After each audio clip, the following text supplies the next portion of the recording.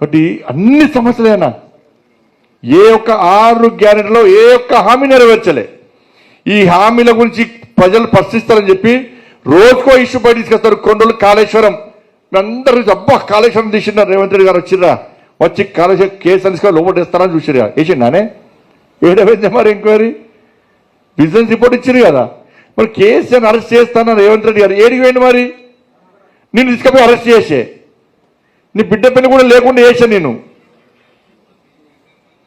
ఇదే కేసీఆర్ కదా నీ లోపడేసింది. నేను అనుకున్నా అబ్బా రేవంత్ రెడ్డి నైన్రా ముఖ్యమంత్రి, కనీసం మా పార్టీ కాకుండా ఆయన నాయుడు కేసీఆర్ పగ తీసుకుంటారు అనుకుని అయిపోయి చచ్చిపోయింది. అయిపోయింది ఆ పగతో చచ్చిపోయింది. కాళేశ్వరం ఇద్దరు ఒకటేనే మీరు నమ్మండి. ఈ బీఆర్ఎస్ కాంగ్రెస్ ఒకటే. కాంగ్రెస్కు మద్దతుగానే బీఆర్ఎస్ ఎన్నికల్లో పోటీ చేయలే. కాంగ్రెస్ను గెలిపించడానికి బీఆర్ఎస్ మీద ఇలా పోటీ చేయలే. ఎందుకు పోటీ చేయాలంటే కేసుల మాఫీ ఇచ్చిపుచ్చుకునే ధోరణి ఇద్దరు వాళ్ళిద్దరిది. రాత్రి పూట మాట్లాడుకుంటారు వాళ్ళిద్దరు. ఈ కేసీఆర్ అనుకున్నాడు గీళ్ళతో ఏమవుతుంది హైదరాబాద్తో తెలంగాణలతో నేను ఢిల్లీలో ఏదంటే అది అన్నాడు. కాళేశ్వరం కేసు కాగానే ఢిల్లీ వేయండి ఎవరి కలిసిండు ఏమి ఇవ్వాలో ఇచ్చుకున్నాడు కదా కేసు మాఫ్.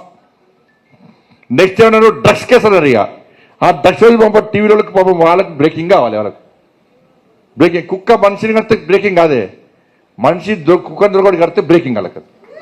పాపం ఈ టీవీలో రోజు బ్రేకింగే. కాళేశ్వరం రాగానే ఇక చూడు ఒక చూడండి సార్ వాళ్ళ వాళ్ళ వాళ్ళ పెళ్ళు ఖరాబ్ అయినాయి, వాళ్ళ మైండ్ వాళ్ళ సెల్ ఫోన్లు ఖరాబ్ అయినాయి, వాళ్ళ కెమెరాలు ఖరాబ్ అయిపోయినాయి. అంటే మీకు ఇది డ్రగ్స్ కేసు రాగానే మళ్ళీ డ్రగ్స్ కేసు అంటే 3 రోజులు బ్రేకింగ్. ఏమైంది డ్రగ్స్ కేసు? మళ్ళీ చిచ్చా అంకుల్ ఢిల్లీ వేయండు, కేసీఆర్ అంకుల్ ఢిల్లీ వేయండు, ఎవరిని కానీ కలిసిండు. డ్రగ్స్ కేసు మాఫ్. ఫోన్ ట్యాపింగ్ కేసు అన్నారు. ఫోన్ ట్యాపింగ్ కేసు చూడు అరెస్ట్ చేస్తారు, కేసీఆర్ కొడుకుని ఇగో ఆగో ఆగో అన్నారు. ఫోన్ ట్యాపింగ్ కేసు మాఫ్. మళ్ళీ ఢిల్లీ పోయి ఇచ్చుకున్నాడు, మళ్ళీ మాఫ్. కేసు లేదు ఏం లేదు. ఆ ఫామ్ హౌస్ కేసు అన్నారు, ఇక అరెస్ట్ చేస్తారు. ఫామ్ హౌస్ కేసు మాఫ్. లాస్ట్కి ఏమైంది ఇవాళ ఈ ఫార్ములా ఏం కేసు అది ఈ ఫార్ములా కార్ రేస్ అది. ఇక దాని మీద సుప్రీంకోర్టు ఇచ్చింది, హైకోర్టు ఇచ్చింది, అయినా అరెస్ట్ లేదు. ఇక కేసు గురించి మాట్లాడలేదు. ఇక బంద్.